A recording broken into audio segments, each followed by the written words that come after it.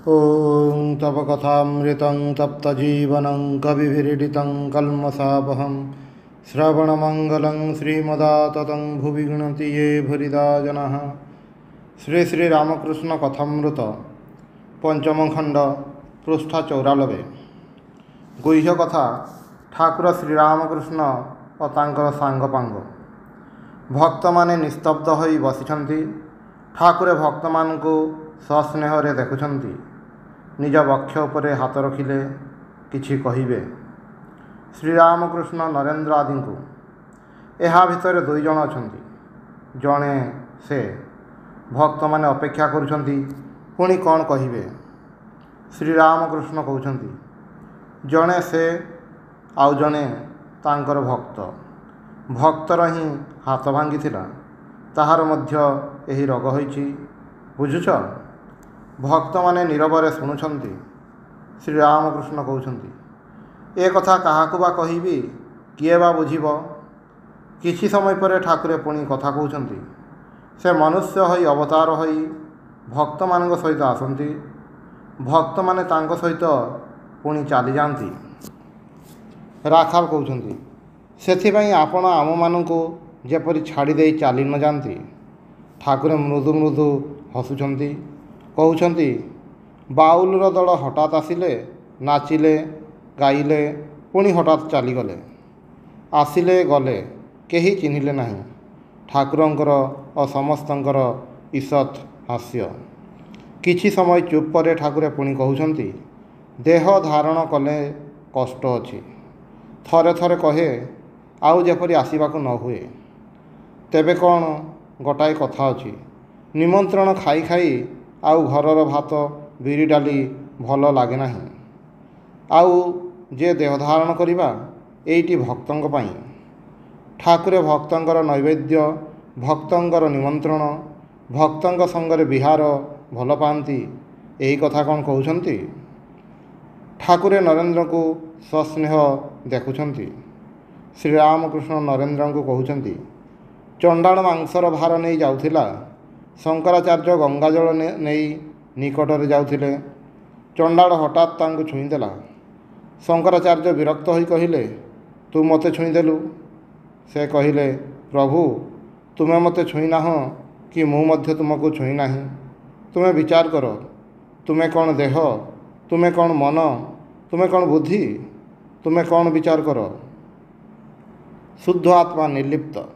सत्व रज तम तीन गुण कौनसी गुण रे लिप्त नुहंती। ब्रह्म किपरि जान जेपरि वायु। दुर्गंध सुगंध सबु वायु द्वारा आसुछि किंतु वायु निर्लिप्त। नरेन्द्र कहउछन्ति आज्ञा हाँ। श्रीरामकृष्ण कहउछन्ति गुणातीत, मायातीत, अविद्यामाया और विद्यामाया उभयर अतीत। कामिनी कांचन अविद्या, ज्ञान वैराग्य भक्ति ए सबु विद्यार ऐश्वर्य। शंकराचार्य विद्यार माया रखिथिले। तुमे आउ अन्य माने जे मो पाई भावुछ एई भावना विद्यामाया। विद्यामाया साहाय्य से ब्रह्म ज्ञान लाभ हुए। जेपरि सीढ़ीर उपर पाहाच तापरे छात। केही केही छातरे पहुँचवा पर मध्य सीढ़ी रे जीवा आसिबा करती। ज्ञान लाभ पर मध्य विद्यार मुँह रखती। लोक शिक्षा पाई भक्ति, पुणी भक्ति आस्वादन पाई रहिबा, भक्तंक संगरे विलास करिबा पाई विद्यारे मुँह रखती। नरेन्द्र आदि भक्त माने नीरव अछंती। ठाकुरे कौन ए समस्त निजर अवस्था विषय रे कहउछन्ति। नरेन्द्र कहउछन्ति त्याग करिबा कथा कहिले केही केही मो उपरे रागंती। श्रीरामकृष्ण मृदु स्वरे कहउछन्ति त्याग दरकार। ठाकुरे निज देहर अंग प्रत्यंग देखाई कहउछन्ति गोटिए जिनिस उपरे जदि आउ गोटे जिनिस थाए, प्रथम जिनिस को पाइबाकू गले उपर जिनिस को हटाइबाकू हेबो नुहे कि। गोटा को न हटाइले अन्यटी कौन मिले। नरेन्द्र कहउछन्ति आज्ञा हाँ। श्रीरामकृष्ण नरेन्द्र को मृदु स्वरे कहउछन्ति ईश्वरमय देखिले आउ कौन किछि देखा जाए। नरेन्द्र कहउछन्ति संसार त्याग ही कौन करने हेब। श्रीरामकृष्ण कहउछन्ति जहाँ कहली ईश्वरमय देखिले आउ कौन किछि देखा जाए। ଘର ସଂସାର ଆଉ କିଛି ଦେଖାଯାଏ? ତେବେ ମନରେ ତ୍ୟାଗ। ଏଠାକୁ ଯେଉଁମାନେ ଆସନ୍ତି କେହି ସଂସାରୀ ନୁହନ୍ତି। କାହାରି କାହାରି ଟିକିଏ ଇଚ୍ଛା ଥିଲା ସ୍ତ୍ରୀ ଲୋକଙ୍କ ସଙ୍ଗରେ ରହିବା। ରାଖାଲ ମାଷ୍ଟର ପ୍ରଭୃତିଙ୍କର ଈଷତ୍ ହସ୍ୟ। ସେହି ଇଚ୍ଛା ଟିକକ ହୋଇଗଲା। ଠାକୁରେ ନରେନ୍ଦ୍ରଙ୍କୁ ସସ୍ନେହରେ ଦେଖୁଛନ୍ତି। ଦେଖୁ ଦେଖୁ ଯେପରି ଆନନ୍ଦରେ ପରିପୂର୍ଣ୍ଣ ହେଉଛନ୍ତି। ଭକ୍ତମାନଙ୍କ ଆଡ଼କୁ ଅନାଇ କହୁଛନ୍ତି, ଖୁବ୍। ନରେନ୍ଦ୍ର ଠାକୁରଙ୍କୁ ସହାସ୍ୟ କହୁଛନ୍ତି, ଖୁବ୍ କ'ଣ? ଶ୍ରୀରାମକୃଷ୍ଣ ସହାସ୍ୟ କହୁଛନ୍ତି, ମହାନ ତ୍ୟାଗ ପାଇଁ ପ୍ରସ୍ତୁତି ଚାଲିଛି। ନରେନ୍ଦ୍ର ଓ ଭକ୍ତମାନେ ଚୁପ୍ ଅଛନ୍ତି ଓ ଠାକୁରଙ୍କୁ ଦେଖୁଛନ୍ତି। ଏଥର ରାଖାଲ କଥା କହୁଛନ୍ତି। ରାଖାଲ ଠାକୁରଙ୍କୁ ସହାସ୍ୟ କହୁଛନ୍ତି, ନରେନ୍ଦ୍ର ଆପଣଙ୍କୁ ବେଶୀ ବୁଝୁଛି। ଠାକୁରେ ହସୁଛନ୍ତି ଓ କହୁଛନ୍ତି, ହଁ, ପୁଣି ଦେଖୁଛି ଅନେକେ ବୁଝୁଛନ୍ତି ମାଷ୍ଟରଙ୍କ ପ୍ରତି, ନାହିଁ ହେ? ମାଷ୍ଟର କହୁଛନ୍ତି, ଆଜ୍ଞା ହଁ। ଠାକୁରେ ନରେନ୍ଦ୍ର ମଣିଙ୍କୁ ଦେଖୁଛନ୍ତି ଓ ହାତ ଦ୍ୱାରା ଇଙ୍ଗିତ କରି ରାଖାଲ ଓ ଅନ୍ୟମାନଙ୍କୁ ଦେଖାଉଛନ୍ତି। ପ୍ରଥମେ ଇଙ୍ଗିତ କରି ନରେନ୍ଦ୍ରଙ୍କୁ ଦେଖାଇଲେ, ତାପରେ ମଣିଙ୍କୁ ଦେଖାଇଲେ। ରାଖାଲ ଠାକୁରଙ୍କ ଇଙ୍ଗିତ ବୁଝିଛନ୍ତି ଓ କଥା କହୁଛନ୍ତି।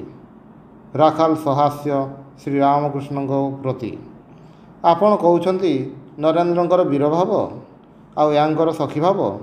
ଠାକୁରେ ହସୁଛନ୍ତି। ନରେନ୍ଦ୍ର ସହାସ୍ୟ କହୁଛନ୍ତି, ଏ ବେଶୀ କଥା କହନ୍ତି ନାହିଁ, ଆଉ ଲାଜକୁଡ଼ା, ସେଥିପାଇଁ ବୋଧହୁଏ କହୁଛନ୍ତି।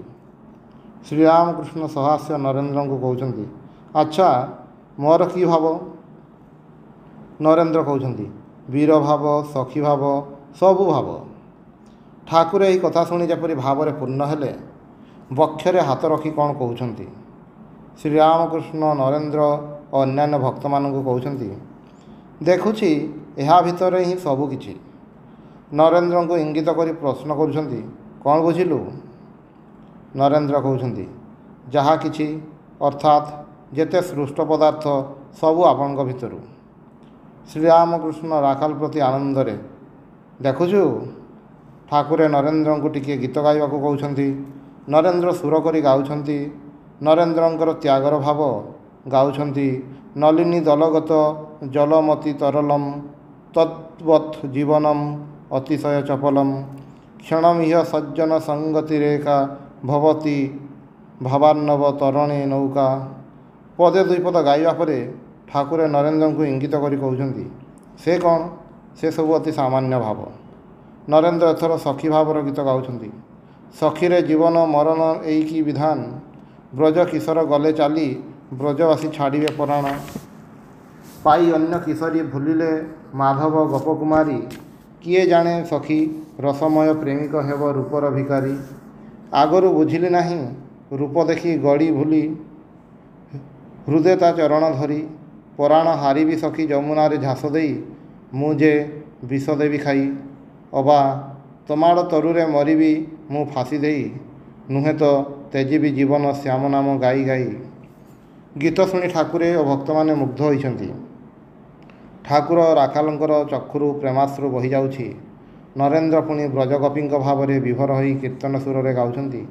ଶ୍ୟାମ ତୁମେ ମୋର ବନ୍ଧୁ, ତୁମେ ମୋର ପ୍ରିୟ, କି ବୋଲିବି ତୁମକୁ ହେ ନାଥ। ମୁଁ ଯେ ଅଭାଗିନୀ ନାରୀ, ହାତର ଦର୍ପଣ ତୁମେ, ତୁମେ ମଥା ଫୁଲ।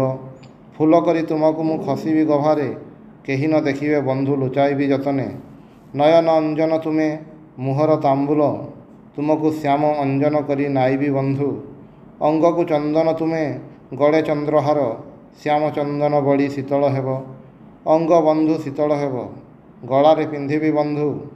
ହୃଦୟ ଜଡ଼ାଇ, ହୃଦୟ ବନ୍ଧୁ ଶୀତଳ ହେବ। ଶ୍ୟାମ ହାର ପରଶରେ, ହୃଦୟ ବନ୍ଧୁ ଶୀତଳ ହେବ। ତୁମେ ଦେହର ସର୍ବସ୍ୱ ବନ୍ଧୁ, ମମ ଗୃହେ ଗୃହସ୍ୱାମୀ। ପକ୍ଷୀକୁ ଯେହ୍ନେ ପକ୍ଷ, ମୀନକୁ ଯେ ପାଣି, ତହୁଁ ବଳି ତୁମେ ବନ୍ଧୁ ଅଟ ମୋହ ପାଇଁ। ଏକାଦଶ ପରିଚ୍ଛେଦ।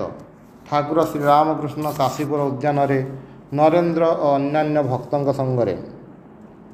ଶ୍ରୀରାମକୃଷ୍ଣ ଭକ୍ତମାନଙ୍କ ସଙ୍ଗରେ କାଶୀପୁର ଉଦ୍ୟାନରେ ଅଛନ୍ତି। ଆଜି ଶୁକ୍ରବାର, ସମୟ 5ଟା, ଚୈତ୍ର ଶୁକ୍ଳ ପଞ୍ଚମୀ, 9 ତାରିଖ ଏପ୍ରିଲ 1886 ଖ୍ରୀଷ୍ଟାବ୍ଦ। ନରେନ୍ଦ୍ର, କାଳୀ, ନିରଞ୍ଜନ ମାଷ୍ଟର ତଳେ ବସି କଥା କହୁଛନ୍ତି। ନିରଞ୍ଜନ ମାଷ୍ଟରଙ୍କ ପ୍ରତି, ବିଦ୍ୟାସାଗରଙ୍କର ଗୋଟାଏ କ'ଣ ନୂତନ ସ୍କୁଲ ହେବ? ନରେନ୍ଦ୍ରଙ୍କ ପାଇଁ ଗୋଟାଏ କାମର ଯୋଗାଡ଼ କରି ନରେନ୍ଦ୍ର କହୁଛନ୍ତି ଆଉ ବିଦ୍ୟାସାଗରଙ୍କ ପାଖରେ ଚାକିରି କରିବା ଦରକାର ନାହିଁ। ଅଳ୍ପ ଦିନ ପୂର୍ବରୁ ନରେନ୍ଦ୍ର ବୁଦ୍ଧଗୟାରୁ ଫେରିଛନ୍ତି। ସେଠାରେ ବୁଦ୍ଧ ମୂର୍ତ୍ତି ଦର୍ଶନ କରିଥିଲେ ଏବଂ ସେହି ମୂର୍ତ୍ତି ସମ୍ମୁଖରେ ଗଭୀର ଧ୍ୟାନରେ ନିମଗ୍ନ ହୋଇଥିଲେ। ଯେଉଁ ବୃକ୍ଷ ତଳେ ବୁଦ୍ଧଦେବ ତପସ୍ୟା କରି ନିର୍ବାଣ ପ୍ରାପ୍ତ ହୋଇଥିଲେ ସେହି ବୃକ୍ଷ ସ୍ଥାନରେ ହୋଇଥିବା ନୂତନ ବୃକ୍ଷକୁ ମଧ୍ୟ ଦର୍ଶନ କରିଥିଲେ। କାଳି କହିଲେ, ଦିନେ ଗୟାର ଉମେଶ ବାବୁଙ୍କ ଘରେ ନରେନ୍ଦ୍ର ଗୀତ ଗାଇଥିଲେ, ମୃଦଙ୍ଗ ସଙ୍ଗରେ ଖେୟାଲ, ଧ୍ରୁପଦ ଇତ୍ୟାଦି। ଶ୍ରୀରାମକୃଷ୍ଣ ହଲ୍ ଘରେ ବିଛଣା ଉପରେ ବସିଛନ୍ତି। ସନ୍ଧ୍ୟା ସମୟ। ମଣି ଏକାକୀ ପଙ୍ଖା କରୁଛନ୍ତି। ଲାଟୁ ଆସି ସେଠାରେ ବସିଲେ। ଶ୍ରୀରାମକୃଷ୍ଣ ମଣିଙ୍କ ପ୍ରତି, ଖଣ୍ଡେ ଦେହରେ ପକାଇବା ଚଦର ଓ ହଳେ ଚଟି ଜୋତା ଆଣିବ। ମଣି କହୁଛନ୍ତି, ଆଜ୍ଞା ହଁ।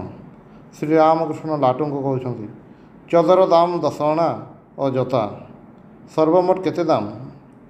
ଲାଟୁ କହୁଛନ୍ତି, 1 ଟଙ୍କା 10 ଅଣା। ଠାକୁରେ ମଣିଙ୍କୁ ଦାମର କଥା ଶୁଣିବାକୁ ଇଙ୍ଗିତ କଲେ। ନରେନ୍ଦ୍ର ଆସି ଉପସ୍ଥିତ ହେଲେ। ଶଶୀ, ରାଖାଲ ଓ ଆଉ ଜଣେ 2 ଜଣ ଭକ୍ତ ମଧ୍ୟ ଆସି ବସିଲେ। ଠାକୁରେ ନରେନ୍ଦ୍ରଙ୍କୁ ପାଦରେ ହାତ ବୁଲାଇ ଦେବାକୁ କହୁଛନ୍ତି। ଶ୍ରୀରାମକୃଷ୍ଣ ଇଙ୍ଗିତ କରି ନରେନ୍ଦ୍ରଙ୍କୁ କହୁଛନ୍ତି, ଦେଖୁଛ? ଶ୍ରୀରାମକୃଷ୍ଣ ମାଷ୍ଟରଙ୍କ ପ୍ରତି ସହାସ୍ୟ କହୁଛନ୍ତି, ସେଠାକୁ ଅର୍ଥାତ୍ ବୁଦ୍ଧଗୟା ଯାଇଥିଲା। ମାଷ୍ଟର ନରେନ୍ଦ୍ରଙ୍କ ପ୍ରତି, ବୁଦ୍ଧଦେବଙ୍କର କି ମତ? ନରେନ୍ଦ୍ର କହୁଛନ୍ତି, ତପସ୍ୟା ଦ୍ୱାରା ଲାଭ କରିଥିବା ଅନୁଭୂତିକୁ ସେ ମୁହଁରେ ପ୍ରକାଶ କରିପାରିନାହାନ୍ତି, ସେଥିପାଇଁ ସମସ୍ତେ କହନ୍ତି ନାସ୍ତିକ। ଶ୍ରୀରାମକୃଷ୍ଣ ଇଙ୍ଗିତ କରି, ନାସ୍ତିକ କାହିଁକି? ନାସ୍ତିକ ନୁହେଁ, ମୁହଁରେ କହିପାରିନାହାନ୍ତି। ବୁଦ୍ଧ କ'ଣ ଜାଣ? ବୋଧ ସ୍ୱରୂପକୁ ଚିନ୍ତା କରି କରି ତାହା ହିଁ ହେବା, ବୋଧ ସ୍ୱରୂପ ହେବା। ନରେନ୍ଦ୍ର କହୁଛନ୍ତି, ଆଜ୍ଞା ହଁ, ଏମାନଙ୍କର 3 ଶ୍ରେଣୀ ଅଛି, ବୁଦ୍ଧ, ଅର୍ହତ ଆଉ ବୋଧିସତ୍ତ୍ୱ। ଶ୍ରୀରାମକୃଷ୍ଣ କହୁଛନ୍ତି, ଏ ତାଙ୍କରି ଖେଳା, ନୂତନ ଗୋଟାଏ ଲୀଳା। ସେ କାହିଁକି ନାସ୍ତିକ ହେବେ? ଯେଉଁଠାରେ ସ୍ୱରୂପକୁ ବୋଧ ହୁଏ ସେଠାରେ ଅସ୍ତି ନାସ୍ତି ମଧ୍ୟର ଅବସ୍ଥା। ନରେନ୍ଦ୍ର ମାଷ୍ଟରଙ୍କ ପ୍ରତି, ଯେଉଁ ଅବସ୍ଥାରେ କଣ୍ଟ୍ରାଡିକ୍ସନ୍ସ ମିଟ୍, ଯେଉଁ ହାଇଡ୍ରୋଜେନ୍ ଆଉ ଅକ୍ସିଜେନ୍ରେ ଶୀତଳ ଜଳ ତିଆରି ହୁଏ, ସେହି ହାଇଡ୍ରୋଜେନ୍ ଆଉ ଅକ୍ସିଜେନ୍ରେ ମଧ୍ୟ ଅକ୍ସି ହାଇଡ୍ରୋଜେନ୍ ବ୍ଲୋ ପାଇପ୍ ଉତ୍ପନ୍ନ ହୁଏ, ଅର୍ଥାତ୍ ଜ୍ୱଳନ୍ତ ଅତି ଉଷ୍ଣ ଅଗ୍ନିଶିଖା ଉତ୍ପନ୍ନ ହୁଏ। ଯେଉଁ ଅବସ୍ଥାରେ କର୍ମ ଓ କର୍ମତ୍ୟାଗ ଉଭୟ ସମ୍ଭବ, ଅର୍ଥାତ୍ ନିଷ୍କାମ କର୍ମ। ଯେଉଁମାନେ ସଂସାରୀ ଇନ୍ଦ୍ରିୟର ବିଷୟ ନେଇ ରହିଛନ୍ତି ସେମାନେ କହନ୍ତି ସବୁ ଅସ୍ତି, ପୁଣି ମାୟାବାଦୀମାନେ କହୁଛନ୍ତି ନାସ୍ତି। ବୁଦ୍ଧଙ୍କର ଅବସ୍ଥା ଏହି ଅସ୍ତି ଓ ନାସ୍ତିର ପର। ଶ୍ରୀରାମକୃଷ୍ଣ କହୁଛନ୍ତି, ଏହି ଅସ୍ତି ନାସ୍ତି ପ୍ରକୃତିର ଗୁଣ।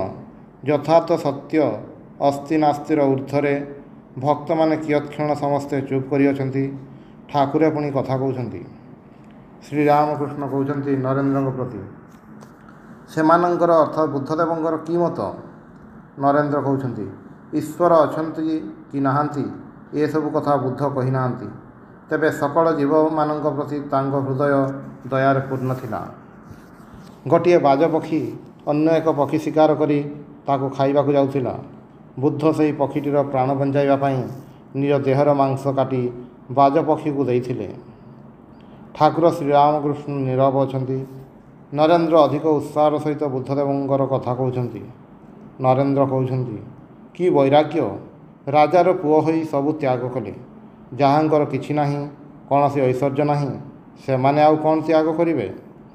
ଯେତେବେଳେ ବୁଦ୍ଧ ହୋଇ ନିର୍ବାଣ ଲାଭ କରି ଘରକୁ ଥରେ ଆସିଲେ, ସେତେବେଳେ ସ୍ତ୍ରୀକୁ, ପୁତ୍ରକୁ, ରାଜବଂଶର ଅନେକଙ୍କୁ ବୈରାଗ୍ୟ ଅବଲମ୍ବନ କରିବାକୁ କହିଲେ। କି ବୈରାଗ୍ୟ! କିନ୍ତୁ ଏଣେ ବ୍ୟାସଦେବଙ୍କର ଆଚରଣ ଦେଖନ୍ତୁ। ଶୁକଦେବଙ୍କୁ ବାରଣ କରି କହିଲେ, ପୁତ୍ର, ସଂସାରରେ ରହି ଧର୍ମ କର। ଠାକୁରେ ନୀରବ ଅଛନ୍ତି। ବର୍ତ୍ତମାନ ମଧ୍ୟ କୌଣସି କଥା କହୁନାହାନ୍ତି। ନରେନ୍ଦ୍ର କହୁଛନ୍ତି, ଶକ୍ତି ଫକ୍ତି ବୁଦ୍ଧ କିଛି ମାନୁନଥିଲେ, କେବଳ ନିର୍ବାଣ। କି ବୈରାଗ୍ୟ! ଗଛ ତଳେ ତପସ୍ୟା କରିବାକୁ ବସିଲେ ଆଉ କହିଲେ, ଇହୈବ ଶୁଷ୍ୟତୁ ମେ ଶରୀରମ୍, ଅର୍ଥାତ୍ ଯଦି ନିର୍ବାଣ ଲାଭ ନ କରେ ତାହେଲେ ମୋର ଶରୀର ଏହିଠାରେ ଶୁଖିଯାଉ। ଏହିପରି ଦୃଢ଼ ପ୍ରତିଜ୍ଞା। ଶରୀର ହିଁ ତ ବଦମାସ, ତାକୁ ଆୟତ୍ତ ନ କଲେ କ'ଣ କିଛି ହୁଏ? ଶଶୀ କହୁଛନ୍ତି, ତେବେ ତୁମେ ଯେ କହ ମାଂସ ଖାଇଲେ ସତ୍ୱଗୁଣ ହୁଏ, ମାଂସ ଖାଇବା ଉଚିତ। ନରେନ୍ଦ୍ର କହୁଛନ୍ତି, ଯେପରି ମାଂସ ଖାଏ ସେହିପରି ମାଂସ ତ୍ୟାଗ କରି କେବଳ ଭାତ ମଧ୍ୟ ଖାଇପାରେ, ଅଲଣା ଭାତ ବି ଖାଇପାରେ। କିୟତ୍କ୍ଷଣ ପରେ ଠାକୁର ଶ୍ରୀରାମକୃଷ୍ଣ କଥା କହୁଛନ୍ତି। ପୁଣି ବୁଦ୍ଧଦେବଙ୍କର କଥା ଇଙ୍ଗିତ କରି ପ୍ରଶ୍ନ କରୁଛନ୍ତି। ଶ୍ରୀରାମକୃଷ୍ଣ କହୁଛନ୍ତି, ବୁଦ୍ଧଦେବଙ୍କର କ'ଣ ମୁଣ୍ଡରେ ବାଳ ଥିଲା? ନରେନ୍ଦ୍ର କହୁଛନ୍ତି, ଆଜ୍ଞା ନା, ରୁଦ୍ରାକ୍ଷ ମାଳା ଅନେକ ଏକତ୍ର କଲେ ଯାହା ହୁଏ, ମୁଣ୍ଡରେ ସେହି ପ୍ରକାର। ଶ୍ରୀରାମକୃଷ୍ଣ କହୁଛନ୍ତି, ଚକ୍ଷୁ? ନରେନ୍ଦ୍ର କହୁଛନ୍ତି, ଚକ୍ଷୁ ସମାଧିସ୍ଥ। ଓଂ ନିରଞ୍ଜନଂ ନିତ୍ୟମନନ୍ତରୂପଂ ଭକ୍ତାନୁକମ୍ପାଧିତବିଗ୍ରହଂ ବୈ ଈଶାବତାରଂ ପରମେଶମୀड्यं ତ୍ୱଂ ରାମକୃଷ୍ଣଂ ଶିରସା ନମାମି।